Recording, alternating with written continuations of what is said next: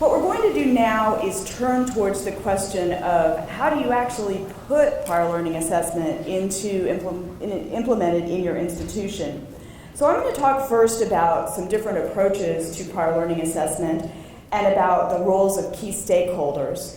And then Steve's going to take over and talk about a number of the challenges that we've seen as institutions try to implement this. So just to get us started, I'd like to go back to a little data, because I'm a researcher. And this is from another study by the Council on Adult Experiential Education, Experiential Learning, sorry. They studied 88 community colleges in 20 states, which did include Texas. And what they found is that many community colleges are already accepting credit for prior learning. They're accepting AP exam, they're accepting CLEP, they have institutional challenge exams. You know, that's certainly common in foreign language departments and sometimes in math. They were accepting, to some extent, the ACE military credit recommendations, and then to a lesser extent doing portfolio assessments. So this seems great. However, what they found is that at these institutions, the policies for accepting PLA tended to be quite inconsistent across schools and departments. And in many cases, they were officially available to students, but not necessarily promoted by advisors or faculty, so students didn't know about them. So what they found is that, in fact, 69% of the institutions they studied had fewer than 100 students receiving any credit for prior learning in the previous year. Obviously, some of these were small community colleges, but many of them were very large community colleges. So just because it exists doesn't mean it's actually functioning, and it really, in many cases, seemed that the policies were not sufficiently broad in scope to benefit the students who needed it.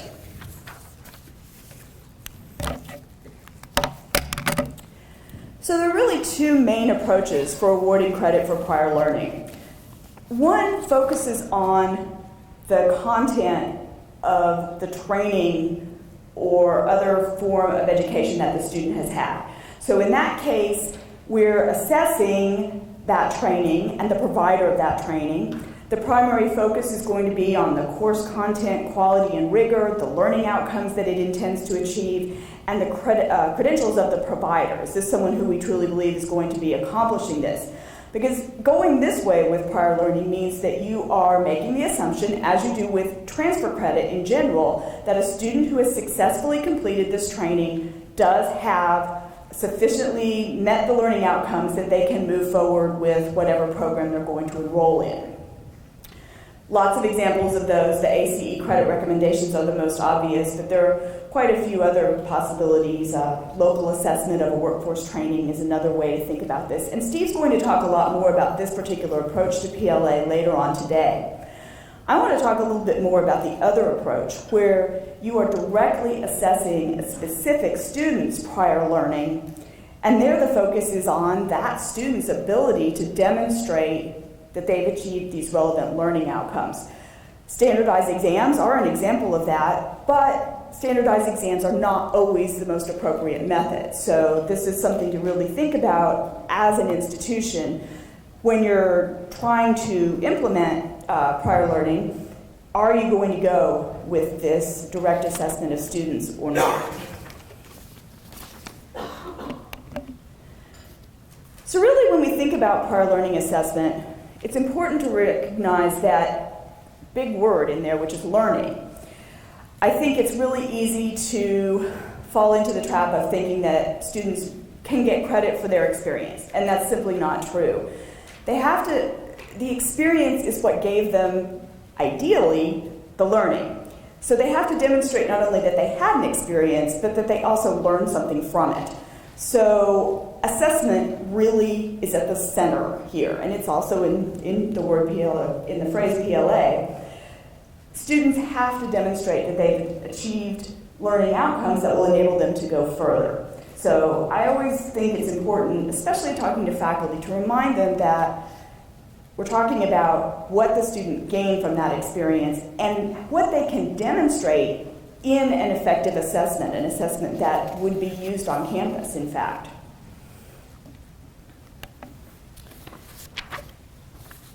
So just to give an example of how this might work, if you have a student who professionally administers a group home for youth, serves on the treatment team, coordinates with social services in public schools, someone who perhaps has had training related to all of these various topics that would be relevant to his or her professional career. Coming into an institution, it's not always obvious where that student might even be asking for credit. It would depend on what program the student is planning to follow. It could be clinical sociology, it could be social work, it could be counseling, it could be child development even if they wanted to focus on teens. The point is that every discipline would have different learning outcomes that they would have expected that student to obtain if they're going to get credit. So then for that assessment, it has to come from the discipline that the credit would be awarded in.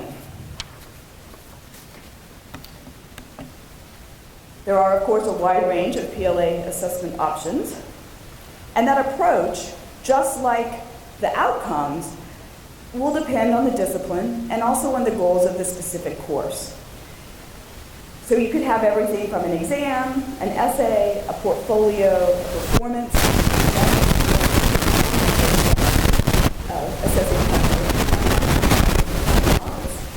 So the key here is that I don't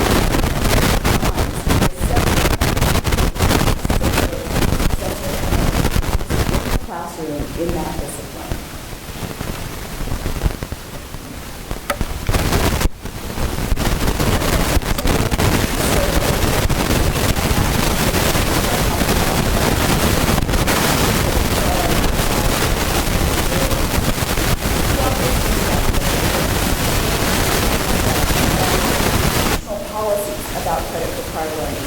And given the data that I showed you earlier, these need to be institutional policies. It's not enough to have department policies. It needs to be something that's consistent across the institution about what will be accepted and what will not be accepted. You've got to have the registrar on board, because as we've already talked about, how those credits show up on a transcript is going to be a big deal if the student chooses to transfer later on.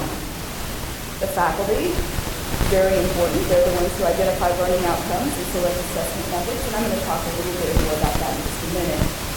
Advisors, we've said that before too. Advisors are in the best position to help students identify if they should be able to receive credit for prior learning, to let them know about it, to direct them to the right place. And then finally, the students themselves are a big stakeholder. One of the things we've seen happen in programs, institutions that have developed prior learning programs is it's not enough to just build it. They will come, because they will. In fact, there has to be outreach to students. Not all students understand what credit for prior learning is, or if they might have a vague idea about, okay, maybe I can get some credit for something that I've done, but they don't really understand the process that they would have to go through. One of the things that happens occasionally is that when students find that they can earn credit, but they have to do a portfolio, they end up deciding to take the class instead because they feel overwhelmed by the process of doing a portfolio. So what's really crucial is that the relationships among these different groups, that everybody's at the table. It can't be just one group talking. All of the stakeholders have to be present in one way or another. And you also have to have those kinds of conversations outside the institution, as I said before. I think having relationships with other colleges, and especially the ones that you are a feeder college for or that are your feeder colleges, are absolutely essential in making sure that this sort of program will work.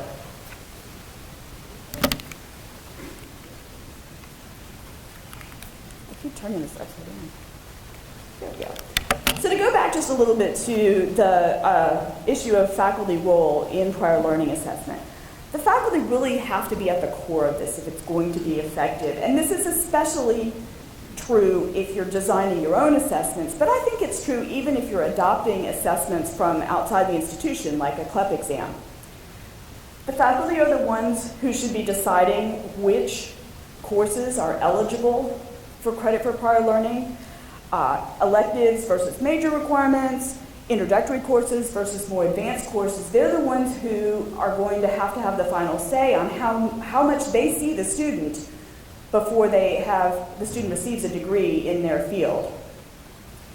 Faculty are, of course, the ones who identify the learning outcomes for a specific course and who are able to understand the competencies that are needed for further study in that same field. I think that's more obvious sometimes in fields like math, but it's really true across the board that faculty understand which classes you should take first and which classes you should take later. They're the ones best equipped to pick appropriate methods for assessment because that's what they do in the classroom.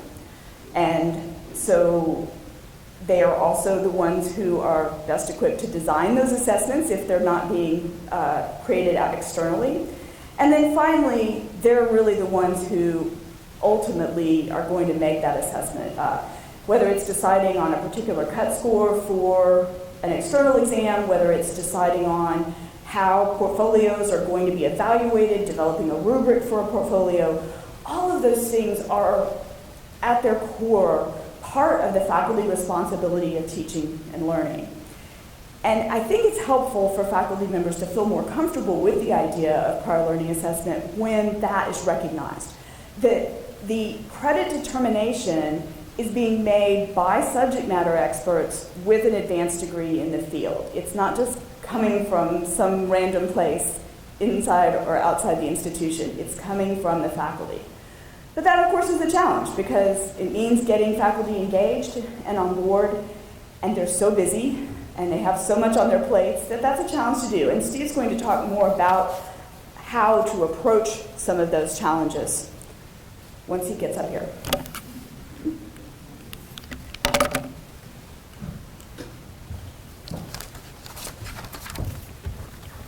Thank you, Wendy.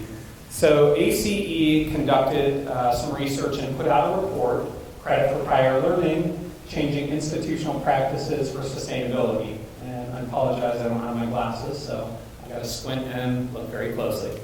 But one of the first areas that we focused on was faculty engagement. And when looking at faculty engagement challenges, what we see is that faculty have limited exposure to the process and terminology. But this isn't just faculty, it's staff across the institution. So there's unfamiliarity with PLA itself, but also unclear and inconsistent terminology. Just as there's inconsistency about how we use CPL and PLA within the academy and within the field, there's unclear terminology about things like assessment. What is assessment? What does assessment mean? Are we assessing actual learning and content within the non-traditional setting that the student received this credit recommendation? Are we just assessing the credit recommendation itself, assessing what's on the transcript? So we don't even do a really good job of saying what assessment is and what we are assessing. So that's a problem. There are concerns about academic rigor. And when faculty are reluctant to accept this type of credit because oftentimes they want to see exactly what the students saw. If a student took an online self-paced course, that faculty member is not comfortable accepting those credits without seeing the course themselves to see if it's aligned with something that they would develop and deliver in their own classroom. What we have to do is get to a point and a level of comfortability where faculty trust in the assessment processes used by these third parties and making sure that those processes are transparent so that faculty understand that the types of learning that are being accumulated or acquired by students are quality because they've already been assessed for content, scope, rigor, and quality. And so faculty need to trust in and be aware of the process, the assessment process, rather than be more concerned with going through the content themselves. There's inadequate training for faculty. There are resource constraints across institutions. Resources for training and development might be cut, time constraints, and so trying to find ways to provide this training to faculty is critical. If they don't understand the process or don't understand what PLA is, why would they accept or buy into accepting PLA for credit? And last, there's limited or no institutional incentives. So just as 10 or so years ago when online learning was becoming the thing and really picking up in the institutions, faculty were expected to start developing online courses and teaching online, and at the time there weren't really incentives for faculty to do so. And so institutions had to look at how do we get faculty to start developing online courses, and it came in the way of reduced teaching loads, extra service contracts, including that in promotion and tenure processes. And so with PLA, it's the same thing. If this is part of your mission at your institution or part of the DNA of your institution, making sure that it's incorporated into all aspects of the institution, and especially for faculty, is going to be really critical to getting this to advance at your institution. So some of these strategies, right, articulating the benefits of PLA. And again, we don't have a ton of research on this yet at a national level or even statewide levels, but your institution can do its own research by looking at how students fare that bring in these PLA credits. How are they persisting and succeeding? So Wendy talked about this earlier about collecting your own data, working with institutional research to look at all the types of credits coming in, tracking those students and seeing how they do. And then as we put out data on a national level, because we're tracking students and the way they use these credits, it will help advance the field, hopefully. There are time and savings to benefits to students. Faster degree completion, decreased student debt. And one thing I'll say here is that oftentimes, so we all know why we got into higher education, right? It's to help students. But the longer we're in higher education, the more narrow our focus comes, and it becomes about the benefit to us, the benefit to our job. And we tend to lose focus on why we even got into higher education, which is to serve the students. We are more focused on how will this impact me. So taking time to really reshift that focus back to the students and why we got into this business anyway, and helping faculty see the benefits to the students and not maybe the hindrance or the additional work for them, might help move the needle on this. Having some sort of annual credit transfer reviews with faculty. Maybe it's bringing in different examples of prior learning credits and prior learning experiences, and having a workshop with faculty to say, okay, this is the type of credit that the institution wants to bring in. Now, let's look at it. Let's look at how competencies were derived and what competencies are involved with these types of credits, and then get faculty input on what should the assessment method be. Bringing faculty into the process is going to be key to getting the buy-in. Cover their training expenses. This is one of the things I found when working with a system level. Colorado Community College system was providing incentives for faculty and statewide discipline chairs to come and spend a day going through the assessment process and developing and determining what this would look like. It was critical to provide them training, covering their training expenses. And then another thing, provide food. Right? Who doesn't love food? It's really, there's food back there. I'm holding you all up from eating it, but food helps. Expanded training options, one-on-one conversations and student experiences really are one of the best ways. So just as the gentleman over here who's an advisor talking about how his advisor helped him, his advisor now, Trey over here, gets to use that experience in talking to other faculty or other leaders on campus and say, look at this success story, right? That helps and goes so far in advancing this. We can have research, we can have data, but to give real examples of how students have benefited and used prior learning and succeeded is great. Compensate faculty for portfolio reviews. Again, extra service contracts, reduce teaching loads. If you're asking faculty to review portfolios, and this is in addition to a 4 or 5 course teaching load, the likelihood that they're going to want to do it or do it well really diminishes. And lastly, incorporate it into tenure and promotion processes. I know this is something that might be a touchy subject, but start talking with faculty, start talking with your provost, with your academic senate about how this might be incorporated into promotion and tenure. That's another great way to get faculty to start to buy into this, because as they want to move up, this is something that they'll tend to embrace. Again, we did this with online learning about a decade ago to try and start moving the needle there. So another aspect that we really looked at is student outreach and support services. And what we talk about here is that there's a different model at every institution. It's very decentralized. Students aren't sure where to go. And so what we need to do here is figure out on our campuses where it makes the most sense to send students as a starting point, and then walking them through that life cycle of getting PLA for credit. So maybe it's starting in a student success center or an advising center, but really communicating to students where that process starts and showing them that transparent pathway is critical, because some of these students may not even realize that your institution accepts credit for prior learning. They may not know where to go, and just the mere fact that they don't know where to go or don't know the right questions to ask means that they're not ever going to get the credit because they get lost, right? They don't know to ask an advisor. They don't know that the process starts with a recruiter. They just don't know. And so a simultaneous review by different offices or department chairs or faculty doesn't help students either. If it starts in advising, but an advisor says, you have to go talk to that department chair. That department chair says, you have to go talk to that faculty member.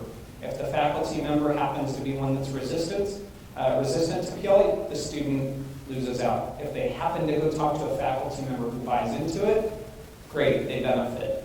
But that doesn't help all students. So finding a way to streamline the process, making sure that there's consistency among information sharing and gathering, but also with who is responsible in the different departments, divisions, both academic and administrative. And then there's also an understanding of what college level learning is. Because students bring in different types of learning, institutions, advisors, faculty may not recognize how that learning that took place outside of a classroom actually translates into credit worthiness. And there are a lot of conversations about what the academic credit means, trying to bust up the academic credit in a credit hour. Probably not happening anytime soon, so the best we can do right now is looking at competencies and non-traditional learning opportunities, hours spent preparing or hours spent engaged in these learning opportunities to see how that matches up to a credit hour. So a few strategies I haven't mentioned, early and ongoing mentoring for students.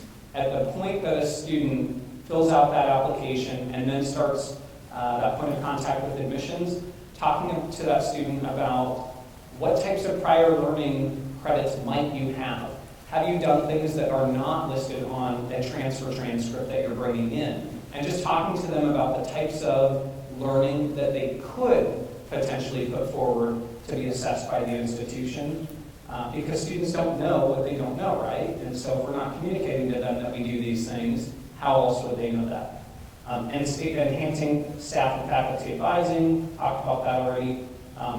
In-person educational kind of seminars or courses for students would really help. Maybe it's a non-credit guidance course that could be a few hours that a student takes when they are admitted to the institution, but before they actually enroll for courses, so that they understand how prior learning would fit into that degree pathway. Online portfolio help. So if portfolios are one way that you're assessing credit for prior learning, then helping students understand what needs to be included in a portfolio. Is it a resume and a couple samples of work, or is it much more in depth than that? What does your institution expect from students in terms of a portfolio, and how can the institution help them develop that portfolio so that they can maximize the prior learning and experience? Again, centralize CPL offices and create that pathway. So if it starts in advising, then goes to a testing center, faculty, registrar, and then back to the transcript office. Again, just being very clear with students where that process starts and finishes, and then everything that's involved in between. There are infrastructure challenges as well. So poorly defined institutional mission, policies, and procedures.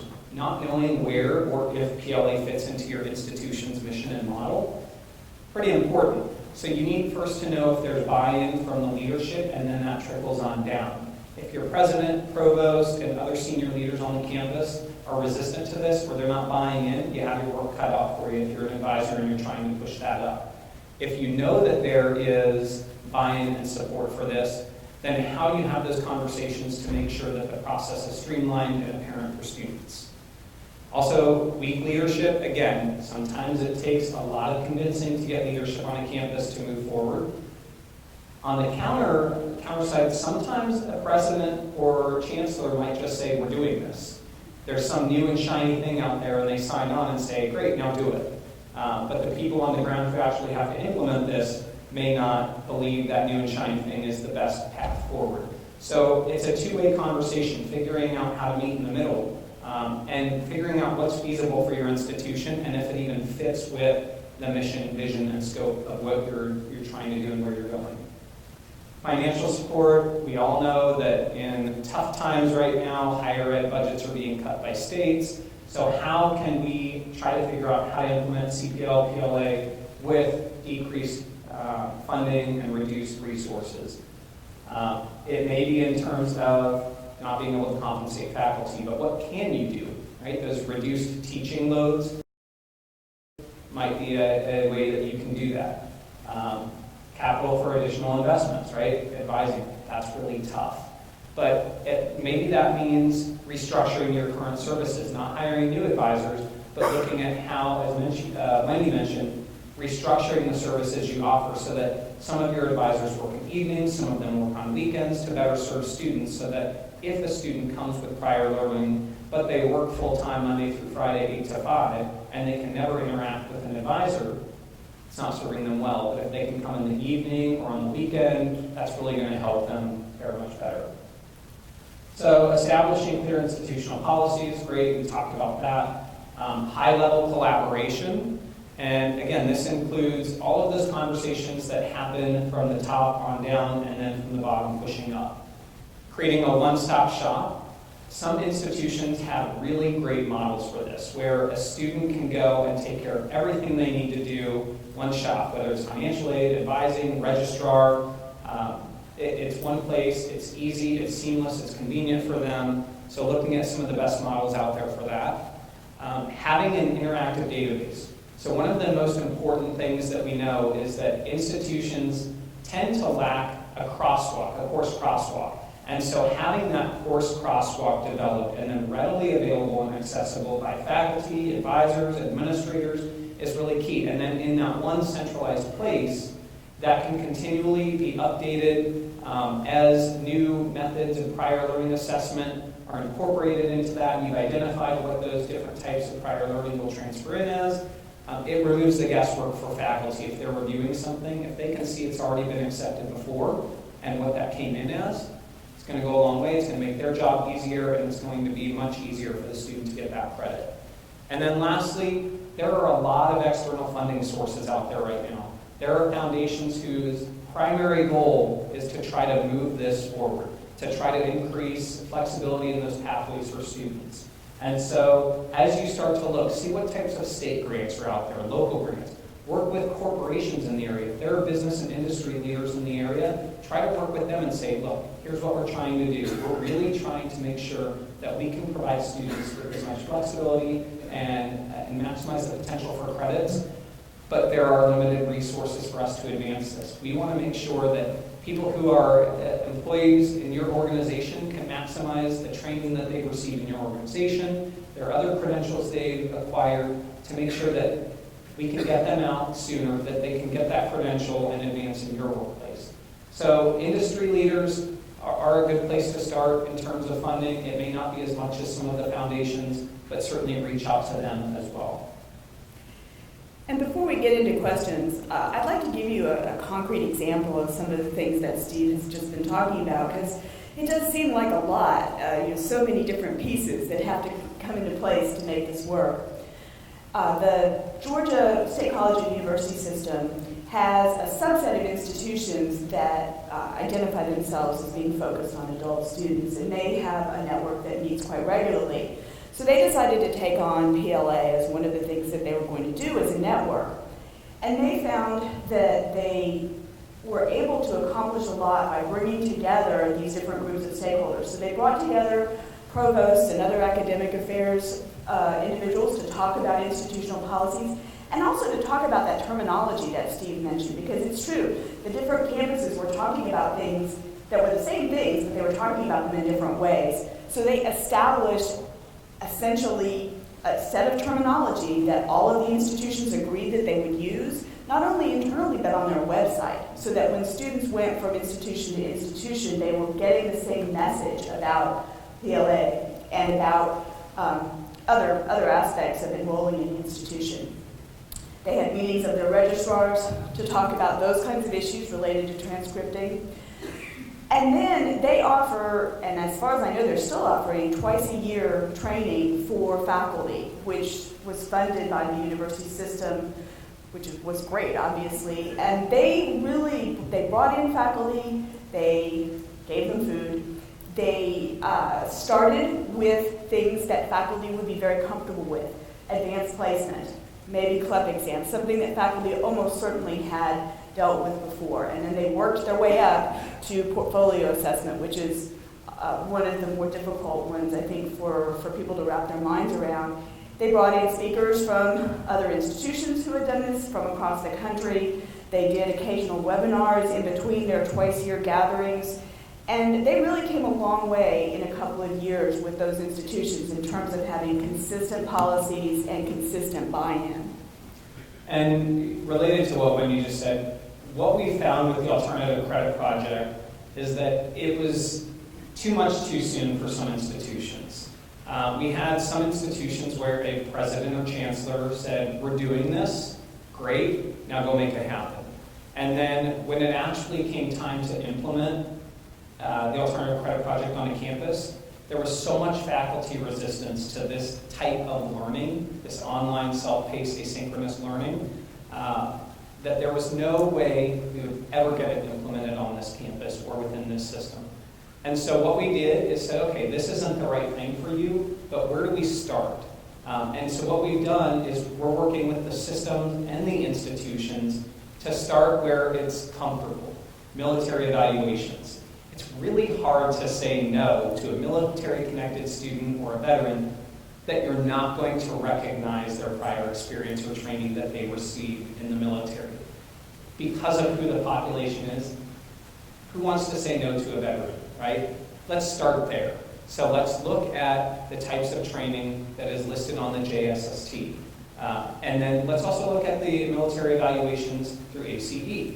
And let's start there. Let's get a level of comfort with faculty about something that it's really easy to get buy-in on, and then move from there. And after they see some success with that, we can then start to move and transition into prior learning in the workforce or training environments. Some corporate universities offer great training, certifications, things like that, before we ever get to a point where we're talking about asynchronous online courses.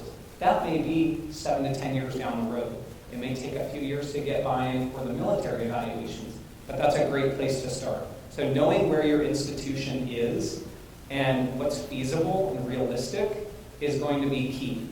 By starting too soon on something that's too advanced, you may completely throw off track any progress you're going to be able to make, because that is what faculty see PLA being, and then they're completely closed off to any idea of bringing in prior learning.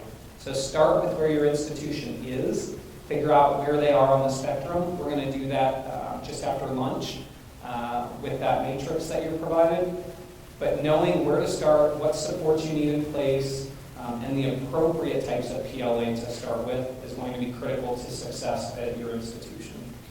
And I do think that military training and acceptance of military training for credit is a major foot in the door for many institutions. And we're seeing state legislatures pass laws that say that public institutions must accept that credit. So that can be a really good place to start, especially if you're being told you absolutely have to.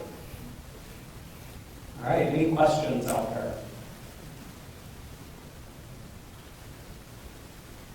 No questions? All right. Well, that's all we have for this session then, so I guess we'll break a little early for lunch.